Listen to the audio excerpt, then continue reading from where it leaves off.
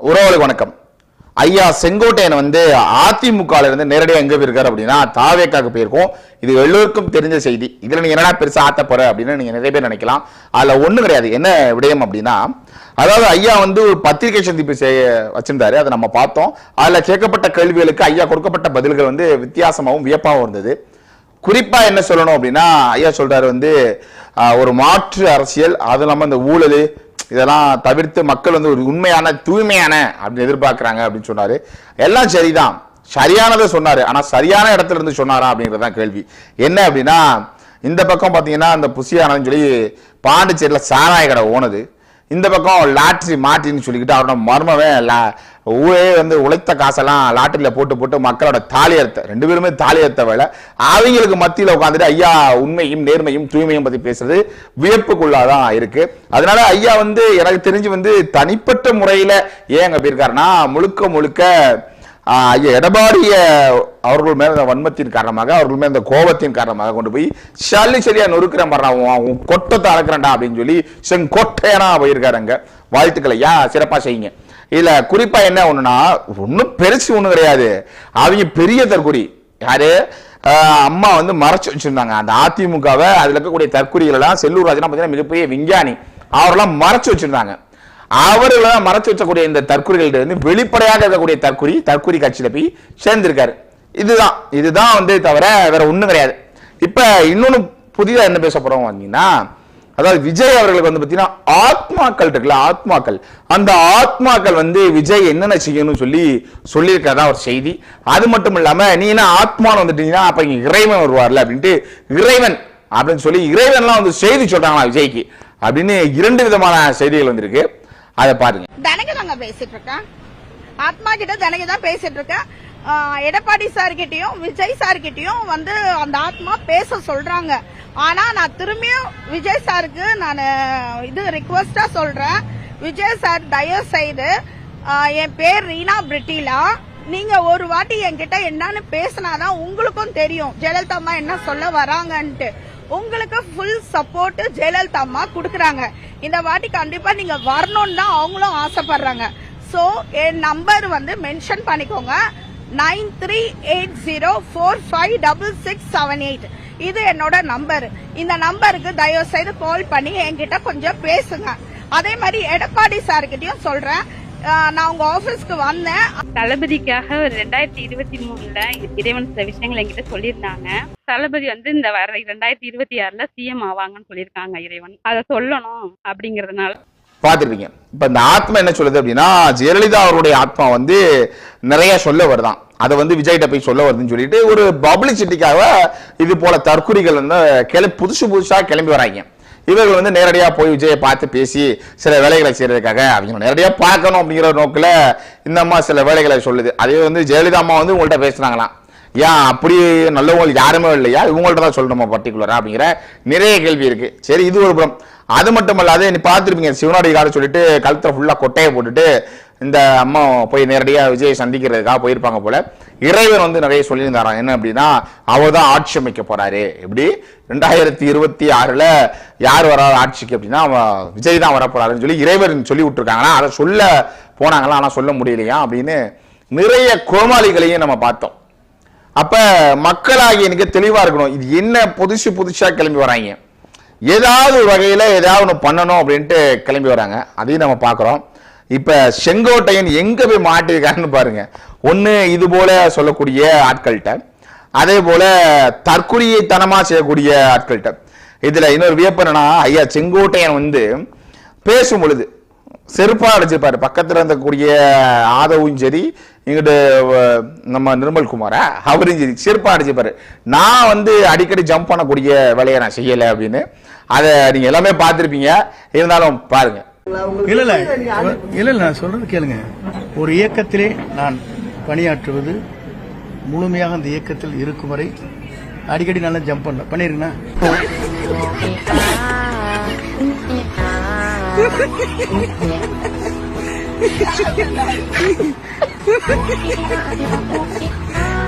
பார்த்திருப்பீங்க. இப்படி அங்கே உரைமடையிலே செருப்புகள் அடிக்கக்கூடிய விடயங்கள் நடந்தது. இது மட்டும் இல்ல, இதோட நிக்கல, நிறைய செருப்புகள் அடிச்சாரு. அதை வச்சுன்னா ஒரு என்ட்ரி கொடுப்பாப்ல. என்னன்னு பாத்தீங்கன்னா, இது மாதிரி பல தரப்புகள் வந்து அவர் எழுத்து பேசிச்சு போச்சு வந்துச்சு அப்படின்னு கொடுப்பாப்ல. அதெல்லாம் ஒரு மயிரும் கிடையாது அப்படின்னு சொல்லி யார் சொன்னார் அப்படின்னா நம்ம ஆளு செங்கோட்டையன் அவர்கள் சொல்லியிருப்பாரு. ஏன்னா யாரும் கூப்பிடல, நான் விருப்பப்பட்டு தான் இதில் வந்தேன் அப்படின்னு. நிறைய முரண்கள் இருக்கு, பேசியிருக்கோம். அதுல புஷி ஆனந்த் வந்து அவருக்கு வந்து செங்கோட்டையன் ஐயாவுக்கு ஒரு சிறப்பு விருந்தினரா சொல்லி அவருடைய பேரை சொன்னது வியப்பெழும் வியப்பு இப்படிலாம் இருக்கு. இப்ப கடந்த காலகட்டத்துக்கு நம்ம போறோம் அப்படின்னு வச்சுங்களேன். புஷி வந்து நிறைய பேசியிருக்காரு. என்னன்னா, ஆனந்து காரிலே வரக்கூடியவருக்கு பதவி கொடுக்கவில்லை, இங்கே சைக்கிளிலே ஆரம்பத்து காலகட்டத்திலே இருந்தவங்களுக்கு தான் பதவி கொடுத்திருக்காங்க அப்படின்னு நிறைய சொல்லியிருப்பாரு. இதுல வந்து குறிப்பா புஷி ஒண்ணு பேசியிருந்திருப்பாப்ல, அதையும் போடுறோம் பாருங்க. தலைவர் தளபதி எவன் ஒருவன் உழைத்தான் அன்று சைக்கிள் ஓட்டிக்கொண்டு யார் போஸ்டர் ஒட்டினாரோ அவருக்குத்தான் நீ பதவி கொடுக்க வேண்டும். எக்காரணத்தை கொண்டும் காரிலே வருகிறான், அதுல வருகிறான். என்மையான உழைத்த ஒவ்வொரு தொண்டனுக்கும் பதவி கொடுத்து அழகு பார்த்த ஒரு தலைவர் யார் என்று சொன்னால் அது தமிழக வெற்றி கழகத்தின் தலைவர். பார்த்திருப்பீங்க. அதாவது காரிலே வரவர்களுக்கெல்லாம் பதவி கொடுக்க கூடாது, சைக்கிள்ல உண்மையா உழைச்ச, அது எண்மையான உழைச்ச அப்படிங்கும் பொழுது நமக்கே திக்குமுக்கு ஆடி போயிடுச்சு. தண்ணிக்குள்ள முக்கின பந்து போல, தண்ணிக்குள்ள முக்கப்பட்ட உயிருள்ள ஒரு பொருள் போல அப்படியே அடைச்சிருச்சு. என்ன பார்த்தா அது என்ன எண்மையான அப்படின்னு நம்ம அலசி ஆராய்ந்து பார்க்கும்போது அது உண்மையான அப்படின்னு. உண்மையான ஆதி காலத்துல தாவேக்கால இருக்கக்கூடிய தற்குறிகள் உண்மையை எண்மைன்னு கூட சொல்லலாம் அப்படிங்கிறது போல எண்மையாக வந்து விஜய் செஞ்சிருக்காருங்கிறது போல சொல்லியிருந்தாரு. இது மட்டும் இல்ல, இதெல்லாம் குறைவு, இன்னும் நிறைய இருக்கு. இன்னும் புது புது இந்த தற்குறிகளுக்கு மத்தியில தான் ஐயா செங்கோட்டையன் வந்து காலம் தள்ள போறாருங்கிறதையும் பாருங்க. மக்களே ஒரு நிமிஷம், எனக்கு ரொம்ப நாள் ஒரு டவுட், ஒன்னு கிளியர் பண்ணிட்டு போங்க, ஓகேவா? ஒரு நிமிஷம், இந்த பாட்டை கேளுங்க.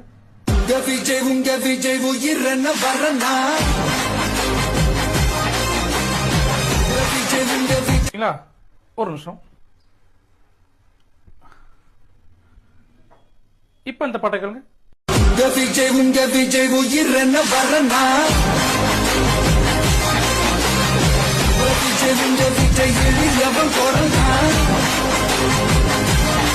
என்ன விஷயம் அப்படின்னா, இந்த பாட்டை சாதாரண கேட்கும் போது எனக்கு ஒன்றும் ஆகலை. ஆனால் இந்த துண்டை கழுத்துல போட்டு இந்த பாட்டை ரிப்பீட் பண்ணா உடம்புல 100% மெகாவாட் கரண்ட் பாஸ் ஆனா எப்படி இருக்கும் அந்த மாதிரி வைப்ரேட் ஆகும் உடம்பு. ஸோ எனக்கு மட்டும் அப்படி இருக்கா இல்லை உங்களுக்கு இப்படி இருக்கா அப்படின்னு மறக்காம கமெண்ட்ஸ் சொல்லிட்டு போங்க. பார்த்துருப்பீங்க. அதுவும் இந்த தற்கொலைக்கு என்ன அப்படின்னா, சாதாரணமாக இந்த பாட்டை கேட்டால் ஒரு மயிரையும் பிடுங்கலையா, அதே வந்து இந்த தாவேக்காவோட துண்டு தூக்கி போடும் பொழுது 100 மெகாவாட் வந்து உடம்புல பாஸ் ஆகுதான். இதெல்லாம் நம்ம கேட்கும் பொழுது கேலி கூத்தா இல்லை, கிண்டலா இல்லை, மக்களை எந்த அளவுக்கு முட்டாள அந்த தற்கொலை நாய்ங்க நினைச்சிருக்குன்னு தெரியல. இதெல்லாம் இருக்கு. இது மட்டும் இல்ல, நிறைய புது புது ஐட்டங்கள் இருக்கு. அதையும் போடுறேன். நான் பெற்ற இன்பங்களை தாங்களும் பெறுவாயாகன்னு பார்த்து மகிழுங்க. இவங்கெல்லாம் யாரும் இங்க தற்குறிகள்லாம் கிடையாது. இவங்க எல்லாரும் தமிழ்நாட்டு அரசியலோட ஆச்சரியக்குறி. சூடா சுண்டலு விஜய் தம்பி மெண்டல் கொடூரமா. நான் சின்ன வயசுல இருந்து விஜய் ரசிகர் தான். நான் டிஃபரெண்டா எல்லாரும் என்ன பாக்கணும் அப்படின்னு சொல்லிட்டு நான் இந்த காஸ்டியூம்ல வந்துருவேன். அணில் கூட்டம்னு சொல்றாருல, நாங்க அணிலுக்கு கூட இல்ல.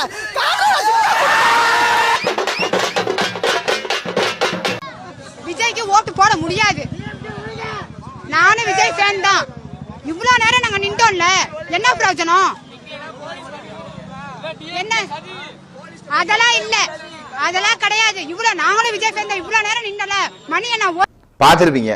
சூடா சுண்டலு விஜய் ஒரு மெண்டலு அப்படிங்கிறது போல இவரெல்லாம் வந்து சின்ன வயசுலயே விஜய் ரசிகரா இருந்தாருக்கா. யாரும் எல்லாருமே தன்னை பார்க்கணும்னு சொல்லி வேடமிட்டு வந்து கேள்வி கூத்து செய்றாங்களாம். கூத்தாடி வேலை பார்க்க கூத்து கட்டுறாங்க அப்படிங்கிறது போல செய்றாங்க. இவர்களுடைய மத்தியில இவர்கள் என்னவாக இருக்கிறார்கள் அப்படிங்கிறத தெரியல. அறிவார்ந்த தமிழ் சமூகம் இப்படி அறிவு கட்டு போனதுக்கான காரணம் என்ன? நான் வந்து நிறைய பேசுறதோட நிறைய உங்களுக்கு காட்டணுங்கிறதுல இருக்கேன். இதையும் பாருங்க. சும்மா லாஜிக்கே இல்லாம தற்குறி தற்குறி. அந்த மரத்து மேல ஏறாத. தற்குறி தற்குறி தற்குறி தற்குறி தற்குறி தற்குறி தற்குறி தற்குறி. ஸ்கூல் இருக்குல்ல உனக்கு இருக்கு? ஸ்கூல்லாம் லீவு. தற்குறி தற்கு. அது என்னப்பா அது? தற்குறியா? அணில் கூட்டம்னு சொல்றாருல, நாங்க அணிலுக்கு கூட இல்ல. ரிப்பீட். என் பொண்ணு உடம்பு சரியில்லாம ஹாஸ்பிட்டல் இருக்கா இப்போ. ஆனாலும் சார் பாக்கணும், நாங்க பழனில இருந்து வந்திருக்கோம். ரிப்பீட்.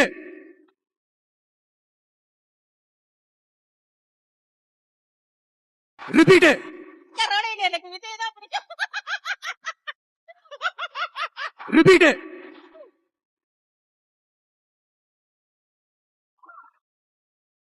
ரிப்பீட்.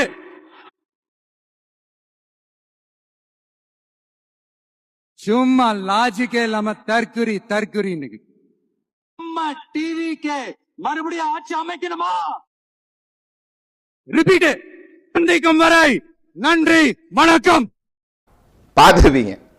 அதாவது நம்ம தற்குறின்னு சொல்றதோட அவங்க தற்குறித்தனமா எப்படி நடந்துகிட்டாங்க, இந்த தற்குறி தாயொடிகள் தற்குறி நாய்கள் எப்படி எல்லாம் வேலைகளை செய்தது அப்படின்னு நம்ம சொல்ல வேணாம், அவரே சொல்லியிருப்பாரு.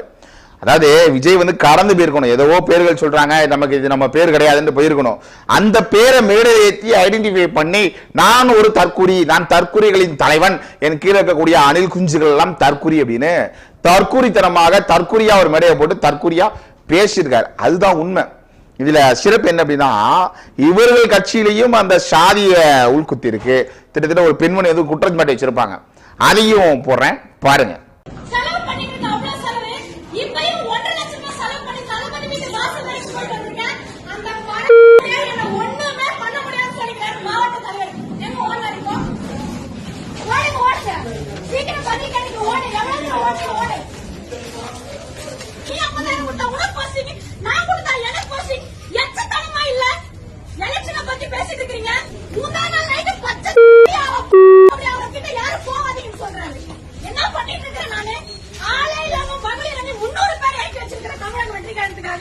பார்த்திருப்பீங்க. இப்ப எப்படியெல்லாம் போகுது, நான் தான் உண்மையானவன் நேர்மையானவன் தூய்மையானவன் சொல்லி இங்க ஆட்ட முடியாது. அது கட்சி கட்டமைப்புக்குள்ள சில வேலைகள் சில விஷயங்கள் இருக்கும். அந்த பெண்ணு பேசுறது பொய்யாவே இருந்தாலும் கூட இவங்க பெண்ணுக்காக தான் முதல் பெண்கள் பாதுகாப்புன்னு சொல்றாங்களே, உன் கட்சியில இருக்கக்கூடிய பெண்களை பாதுகாக்கிறா தாயொலிங்களா தற்கொலைங்களா அப்படின்னு நம்ம சொல்றோம். அதெல்லாம் செஞ்ச பிறகு வந்து இங்க ஆத்துங்க அப்படின்னு. அதே போல சீமான வந்து ஒரு பெண்மணி விமர்சனம் பண்ணியிருக்காங்க. அது என்ன அப்படிங்கிறத பாருங்க. சீமான் அண்ணா சார், அவர் கத்தியே பெரிய ஆளாயிலான்னு பாக்குறாரு, முதலமைச்சர் ஆயிலான்னு பாக்குறாரு. ஆவே ஆவாது சார். நாங்க தான் பொய்யே கத்தி பேசிட்டா அதுதான் உண்மை நம்புவாங்கன்னு ஒரு பாயிண்ட் இருக்குல்ல, அப்போல இருந்து அதை அவர் பண்ணணும்னு நினைக்கிறாரு. ஆனா இப்ப மக்கள் ரொம்ப தெளிவா இருக்கிறாங்க சார். யார் பொய் சொல்றாங்க, யார் உண்மையா சொல்றாங்க, யார் செய்வாங்க, யார் செய்ய மாட்டாங்க, யார் நேர்மையா இருக்கிறாங்க, யார் கொள்ளை அடிக்கிறாங்கன்றத முதற்கொண்டு மக்களுக்கு தெரியும் சார். சோ மக்கள் இதுக்கப்புறம் ஏமாற மாட்டாங்க. அதாவது சார், அவர் கத்தி பெரிய ஆளா எல்லாம் நினைச்சிடறாங்க, மக்களுக்கு தெரியும் அப்படின்னு. இத ராமர்னு நினைக்கிறேன் அவரு. அவங்க சொல்லுங்க நல்லா இருக்கீங்களோ அப்படின்னு ஒரு காமெடி இருக்கும்ல, ஒத்த ரோசா பிள்ளை நல்லா வளர்த்திருக்கமா அப்படிங்கிறது போல. அதுங்களா சார், அவங்க வந்து கத்தி பெரிய ஆளா எல்லாம் நினைக்கிறாங்க. இது என்ன பாடி லாங்குவேஜ் தெரியல. சரி விடுங்க, உடனே பெண்களை விமர்சனம் பண்ணிட்டாங்க. விமர்சனம் வந்த பிறகு பெண்களா இருந்தா ஆண்களா என்ன சொல்லு. அது சீமான் வந்து உண்மையை, அதாவது ஒரு பொய்யை கத்தி பேச உண்மையா இறங்குறாங்களே, அதை போல நினைச்சுக்கிறாரா. ஆமா, சீமான் எந்த இடத்துலமா பொய்யை உண்மையா கத்தி பேசினாரு அப்படின்னு நீங்க சொல்லணும். வெக்கமா இல்ல? எதையாவது ஒரு கருமத்தை பேச வேண்டியது அவங்க அப்படின்னு போய் வேற வேலை இருந்தா புள்ளக்குட்டியை படிக்க வச்சுட்டு நல்லபடியா சில வேலைகளை ஈடுபடுங்க. இல்லையா தூய்மையாக உண்மையாக நேர்மையாக எவனா ஒருத்தர் அரசு செஞ்சானா அவன் பின்னாடி போய் நில்லுங்க. இப்படி முழுக்க கருப்பு பணத்தை கணக்கில் காட்டாம சில பல வழக்குகளை வாங்கிட்டு சில கேவலமான வேலைகளை செஞ்சுக்கிட்டு 41 பேரை பலி கொடுத்துட்டு எப்படி அதுக்கு வந்து அஞ்சலி செலுத்த போவா கூப்பிட்டவங்களுக்கு அஞ்சலி செலுத்தினது இதெல்லாம் வேடிக்கையின் உச்சமா இல்ல? இவர்களை தான் நீங்க தூக்கி பிடிச்சி தாங்குறீங்களா? எனக்கு புருஷனோட விஜயை தான் நக்கம் பிடிக்கும் அப்படின்னு என்ன இளவு பேச்சு இதெல்லாம்? அப்ப கேவலமான வேலைகள்லாம் செஞ்சுக்கிட்டு கேவலமான பிறவிகளா இருக்கக்கூடிய அவர்களை நீங்க திரும்ப ஒரு அங்கீகாரம் கொடுக்குறீங்க அப்படின்னா எதிர்கால தலைமுறையில் இருக்கக்கூடிய பெண்களுடைய நிலைமை என்னவா இருக்கும்? அவங்களோட மத்தியில உங்களுடைய கருத்து தாக்கத்தை ஏற்படுத்துமா படுத்தாதான்? சத்தியமா படுத்தாது. ஏன்னா தெரியும் இது தற்கூரி அப்படின்னு தெரியும், இது ஒரு தற்கூரி பொம்பளை அப்படின்னு தெரியும். இருந்தாலும் சில அதாவது திருந்த வரக்கூடிய சில தற்கூரிகள் திருந்தாமலே போகுதுல. அப்ப இது தவறுதான ஒரு பார்வை தானே. கணவனோட குடும்பமே எனக்கு தேவையான விஜய் தான் முக்கியம் அப்படிங்கிறதுலாம் இது கேள்வி குத்தா இல்லையா? குடும்பத்தை பார்க்காம என்ன விஜயை பிடுங்க போறங்கிற கேள்வி இருக்கா இல்லையா? அப்ப இவர்களுடைய மனநிலைமையை தான் வந்து யாரு பார்க்கணும் அப்படின்னா, ஐயா செங்கோட்டையை பார்த்து கவனமா இருங்க. நீங்க அதிமுக கூட எடப்பாடியை காலி பண்ணுங்க, காலி பண்ணாம போங்க, அது எங்களுக்கு பெரிய விடயமே இல்லை. ஆனா நீங்க சொன்ன கருத்தை ஒரு சப்பக்கட்டை கட்டிட்டு போயிருக்கீங்க பார்த்தீங்களா? என்ன அப்படின்னா, நான் வந்து உண்மையை மக்கள் மாற்றத்தை விரும்புகிறார்கள், அதனால ஒரு மாற்று சக்தியாக விஜய் வந்து நிறைய 500 கோடி விட்டு வந்திருக்காரு அப்படின்னு இப்போ ஒரு பதிவு கொண்டு இப்ப நம்ம பேசிட்டு இருக்கும் பொழுது ஒரு செய்தியை படிச்சோம். இப்ப 500 கோடி விட்டு இன்னும் மயிறு இங்க வராரு. நான் ஒரு புழுவை போட்டு ஒரு மீனை பிடிக்கிறேன் அப்படின்னா, நான் புழுவை போடுறேன், என்னோட புழுவை நான் போடுறேன் அப்படின்னா அதை விட பெரிதாக்கக்கூடிய ஒரு பொருள் நான் எடுக்க போறேன். அப்ப 500 கோடியை நான் போடுறேன் அப்படின்னா அப்ப இழந்துட்டு நான் வரேன்னா நான் என்ன வேலையை செய்ய போறேன்? அது ஒண்ணுமே புரியல. அதாவது எப்படி சொல்றது, பணம் காசு நிறைய வச்சிருக்கீங்க, நீங்க எவ்வளவு வேணாலும் செஞ்சு செய்யலாம். அதை விடுத்துட்டு அரசியல்ல தான் நான் புகுத்த போகிறேன், திருத்த போகிறேன்னா எப்படி? நீங்க கட்சி ஆரம்பிச்சு அமைதி காத்தீங்க, அந்த ஒரு வருஷத்துல நீங்க செய்த மக்களுக்கு நலன்கள் என்ன? இந்த ஈரோடு தேர்தல், இடைத்தேர்தலாம் கலந்துக்கல, ஒரு மயிர்முடல் உள்ளாட்சி தேர்தல் எதுலையும் கலந்துக்கல. ஆனா மக்களுக்கு நன்மையை செய்ய போகிறேன். என்ன நன்மையை நீங்க செஞ்சீங்க? இதுதான் கேள்வி. கட்சி ஆரம்பிச்சு 1.5 வருஷம் அமைதி காத்து பாலங்குழியில படுத்திருந்தீங்களா இல்லையா? அப்பெல்லாம் மக்களுக்கு ஏதாவது ஒரு வேலையை செஞ்சீங்களா? ஒண்ணும் கிடையாது. ஆனா இப்போ நான் மக்களுக்கு நலன் செய்ய போறேன் அப்படின்னா உங்களுடைய நோக்கம் என்னவா இருக்குங்கிறதுதான் கேள்வி. அதனால இவர்களுடைய மத்தியில தான் நாமளும் வாழ்ந்து கொண்டிருக்கிறோம் அப்படிங்கிறத தயவு செய்து உணர்ந்துக்கணும். இதுல இருந்து நமக்கு என்ன சொல்ல வரோம் அப்படின்னா, இந்த தமிழ்நாடு எதை நோக்கி பயணப்பட்டு இருக்கு, அப்ப நம்ம என்னென்ன வேலைகளை செய்யணும் அப்படிங்கிறத மக்களாய் நீங்க தான் முடிவெடுக்கணும். இப்படி தற்குறித்தனமாக எப்படி இவர்கள்லாம் ஆச்சரியக்குறி, இவர்கள்லாம் அறிகுறி, ஆச்சரியக்குறி, இப்படி கேடுகட்டவர்களுக்கு கூடிய இப்படி தமிழ்நாடா இது அப்படிங்கிற ஆச்சரியக்குறி, கேள்விக்குறி. ஆமா, இது கேள்விக்குறி. இந்த நாடை நாசமாக்க போற கேள்விக்குறி, அறிகுறி. ஆமா, நம் நாடு அழிவை நோக்கி போய் கொண்டிருக்க, அதுக்கு இந்த தற்கொலைகளே சாட்சிங்கிற அறிகுறி. இப்படிப்பட்ட வேலைகள்ல ஈடுபட்டு கொண்டிருக்கிறார்கள். எதிர்கால உங்கள் பிள்ளைகளை நீங்க எப்படி வழிநடத்த போறீங்க அப்படிங்கிறத சிந்தித்து செயல்படக்கூடிய சூழல்ல நீங்க இருக்கீங்க. அதனால நம்ம திரும்ப திரும்ப என்ன சொல்றோம் அப்படின்னா, உங்களுடைய வாக்கை நீங்க யாருக்கு செலுத்த போறீங்க?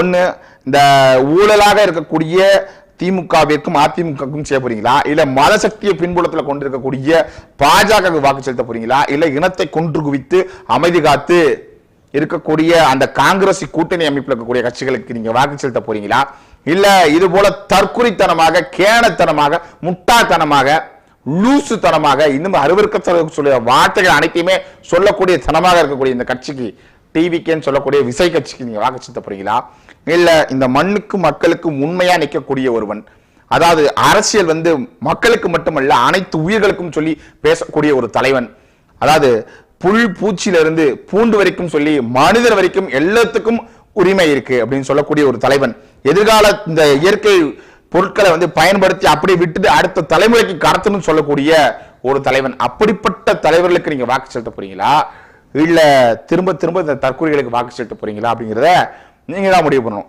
ஏன் அப்படி என்ன சொல்ல வரோம் அப்படின்னா, இறுதியா இந்த மக்களுக்கு உண்மையாக இருக்கக்கூடிய ஒருவன் யார் என்றால் அது அண்ணன் சீமான் தான். சீமானுடைய முகமே சின்னமா இருக்கக்கூடிய விவசாய சின்னத்துல நீங்க வாக்கு செலுத்தினாதான் எதிர்கால தலைமுறை வாழும்.